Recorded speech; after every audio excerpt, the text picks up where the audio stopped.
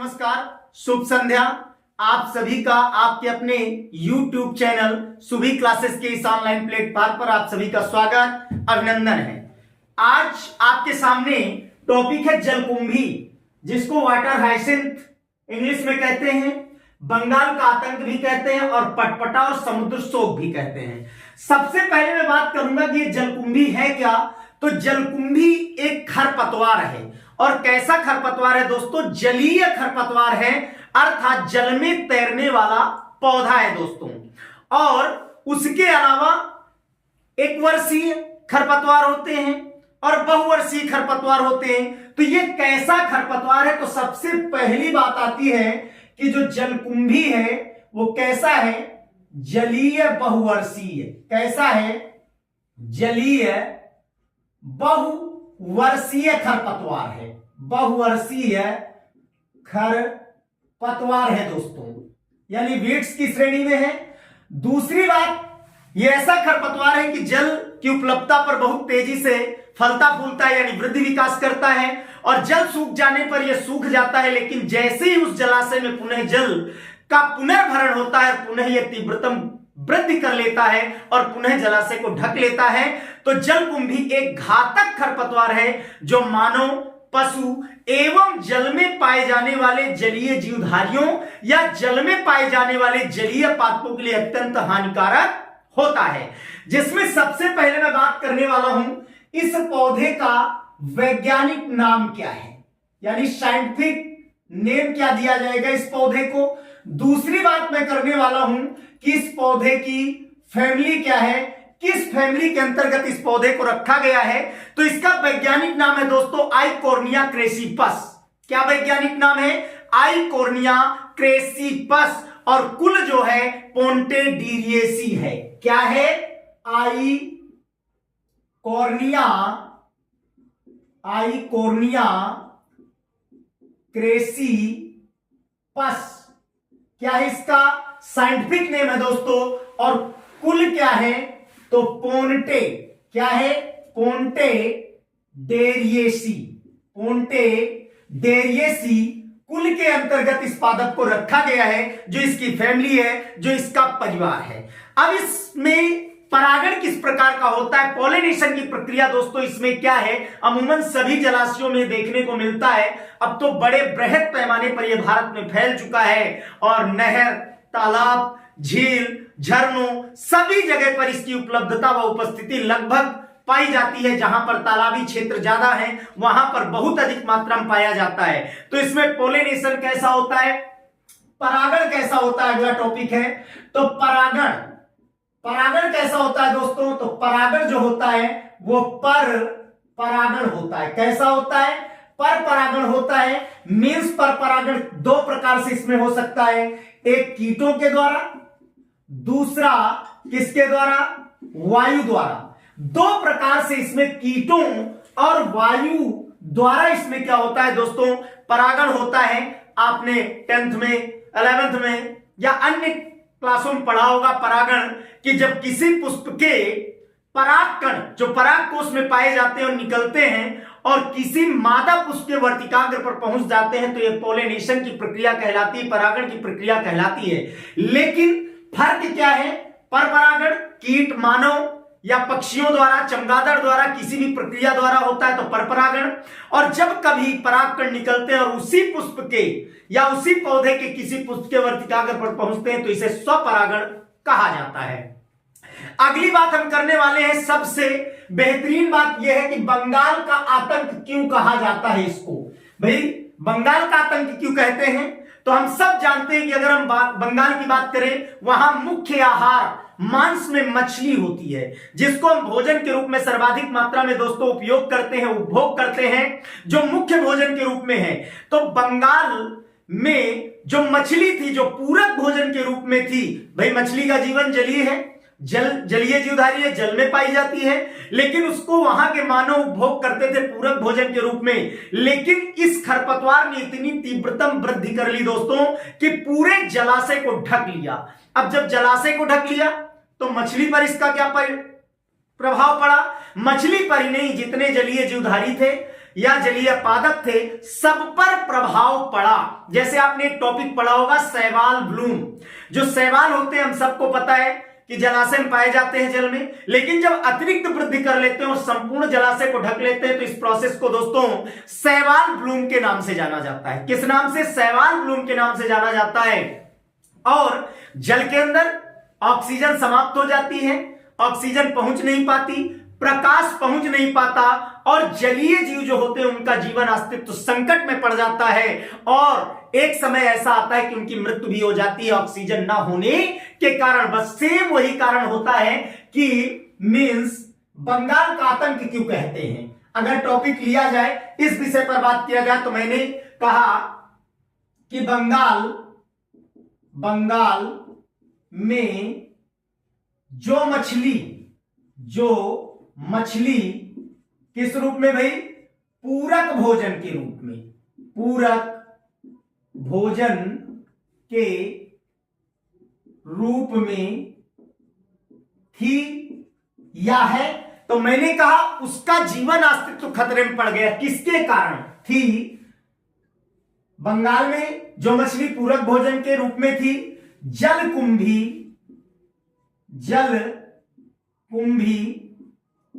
की वृद्धि के कारण दोस्तों क्या हुआ? जीवन अस्तित्व क्या हुआ दोस्तों?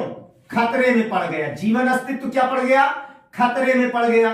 और जब खतरे में पड़ गया तो निरंतर दोस्तों उसकी क्या हो गई? संख्या कम होने लगी और अंततः संकटापन्न की तरह हो गई। और अंततः क्या हुआ? अंततः ऐसे ही प्राणी विलुप्त हो जाते हैं, समाप्त हो जाते हैं। अब कमी क्यों हुई? प्रश्न इस बात का बनता है। तो अभी मैंने शैवाल ब्लूम में बताया कि जल में O2 की कमी हो जाती है और जलीय जीवों की मृत्यु हो जाती है। क्या? जल में ऑक्सीजन की कमी, जल में ऑक्सीजन की कमी। अब जब कमी हो जाएगी तो क्या होगा? जलीय जीवों की मृत्यु, जलीय जीवों की क्या हो जाती है भाई? मृत्यु हो जाती है। और जब मृत्यु हो जाएगी तो उनकी संख्या निरंतर कम हो जाती है, लगातार उनकी संख्या में क्या हो जाता है? कमी हो जाती है। मैंने बताया कि जलीय खरपतवार है, जल में तैरने वाला पौधा है, अर्थात जल में तैरता है। तो मैं यहां लिख भी देता हूं, जल में तैरने वाला पौधा है। क्या है भाई? जल में तैरने वाला पौधा है, जलीय खरपतवार है। उसके बाद इसका मूल स्थान क्या है दोस्तों? ये लाया कहां से गया, क्यों भारत आया, क्या कारण था? तो आपको बता दूं कि मूल स्थान इसका दक्षिण अमेरिका का अमेजन है और भारत में इसको प्रथम बार जब लाया गया तो कब लाया गया? 1896 में, 1896 में लाया गया। और लाया क्यों गया? सुंदरता के लिए लाया गया। तो सबसे पहले मैं बता दूं, इधर लिख देता हूं कि मूल स्थान क्या है भाई? अमेजन। ठीक है। कहां पर है? दक्षिण अमेरिका में है। कहां पर है? दक्षिण अमेरिका में है। अब प्रश्न बनता है भारत लाया क्यों गया? तो भारत लाया गया सुंदरता के लिए, क्योंकि सुंदर दिखता है। जब जलाशय में फैल जाता है तो बहुत अच्छी पत्तियां दिखती है, पुष्प गुच्छों में आते हैं, हल्के नीले कलर में आते हैं, बहुत अच्छा लगता है। तो सुंदरता के लिए कब? 1896 में कहा लाया गया भाई? भारत में लाया गया। क्यों? क्योंकि सुंदर दिखता था ये पादप, इसलिए इसको क्या किया गया? भारत में लाया गया।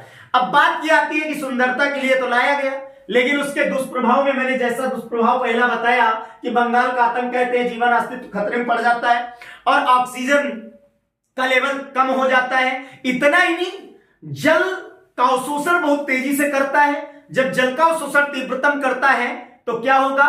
वाष्पोत्सर्जन की प्रक्रिया तीव्र होगी और जिससे 3 से 8% जल की कमी हो जाती है। तो एक ये लक्षण कह दो, जल अवशोषण अधिक। अब जब जल अवशोषण अधिक है तो 3 से 8% तक वाष्पोत्सर्जन द्वारा, वाष्पोत्सर्जन द्वारा क्या होता है भाई, जल हानि होती है। क्या होता है, जल हानि, यानी इतना जल ये नष्ट करता है, इसीलिए तो समुद्र शोक कहा गया, यानी पानी बहुत ज्यादा सोखता है। और ये जो पटपटा लिखा है, इसमें गांठें पाई जाती हैं पर्णवृंत और तने के मध्य पत्ती के पीछे, तो जब इसको दबाया जाता है तो पट पट आवाज आती है, इसलिए पटपटा। और बंगाल का आतंक क्यों कहा जाता है, मैंने बता दिया। उसके बाद हम बात करते हैं अगले क्रम में कि मीन्स वाष्पोत्सर्जन इतना होता है, जल हानि 3 से 8% तक होती है। उसके बाद कुछ पशु इसका उपभोग करते हैं, कौन से, जो उसी क्षेत्र में पाए जाते हैं, वहां के लिए अनुकूलित होते हैं, वो इसका उपभोग करते हैं। लेकिन पालतू पशुओं के लिए दोस्तों क्या होता है, विषैला होता है। तो मैं लिख देता हूं, कुछ पशु क्या करते हैं, उपभोग करते हैं, कुछ पशु उपभोग करते हैं दोस्तों। लेकिन क्या कहूं, पालतू पशुओं के लिए। किन के लिए दोस्तों, पालतू पशुओं के लिए। जैसे हम गाय भैंस इत्यादि पालते हैं, तो पालतू पशुओं के लिए क्या है भाई, विषैला, विषैला है, विषैला है यानी हानिकारक है, नहीं खिलाया जा सकता है। उसके बाद हम बात करते हैं कि फिर इसके अलावा क्या हो सकता है। तो सबसे पहले मैं बात करता हूं कि इसके लक्षण की। सबसे पहले किसकी बात करता हूं, लक्षण की बात करता हूं। लक्षण इसके कैसे हैं, कैसे, तो जल में तैरने वाला पौधा है। सबसे पहला लक्षण, पर्णवृंत इसका फूला हुआ पाया जाता है। जैसा मैंने बताया, पटपटा आवाज है कि पर्णवृंत फूला हुआ होता है। जब किसी चीज का प्रेशर पड़ता है तो आवाज करता है। स्पंजी और मुलायम होता है पर्णवृंत। वैसे जलीय पौधे जितने होते हैं स्पंजी मुलायम होते हैं। पर्व संधियां जो होती है समूह में रेशेदार जड़ों का विकास करती है और तना खोखला होता है। तो सबसे पहली बात करता हूं इसमें, क्या, पर्णवृंत कैसा होता है, फूला हुआ। पर्णवृंत कैसा होता है दोस्तों, फूला हुआ होता है। पर्णवृंत क्या होता है, जो तने से पत्ती को जोड़ करके रखता है। पर्णवृंत फूला हुआ होता है, स्पंजी मुलायम पाया जाता है। पर्णवृंत कैसा है, स्पंजी मुलायम पाया जाता है। उसके अलावा साथ में बात करते हैं कि मीन्स जो जड़ें होती हैं वो विकसित होती है कहां से, पर्व संधियों से, यानी जड़ें पर्व संधियों में कैसी पाई जाती, पर्व संधियों में, समूह में रेशेदार होती हैं। और ये तो आपको पता ही जलीय होता है। साथ में तना कैसा होता है दोस्तों, तना खोखला।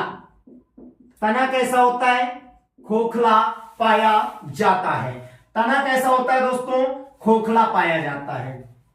तना मैं यहां लिख देता हूं अगला पॉइंट दोस्तों, क्योंकि उधर जगह नहीं है। तना खोखला पाया जाता है। कैसा पाया जाता है, तना जो होता है वो खोखला पाया जाता है। उसके बाद हम इसके पहचान की बात करते हैं कि इसकी पहचान क्या है, कैसे पहचानेंगे इसको कि ये वही प्लांट्स है। तो इसको पहचानने के लिए सबसे पहली बात बता दूं कि मीन्स पत्तियां मोटी मोमी अंडाकार होती हैं। क्या, पत्तियां मोटी मोमी आवरण पाया जाता है। पत्तियां मोटी मोमी कैसी होती है दोस्तों, अंडाकार यानी गोलाकार लगभग पाई जाती हैं।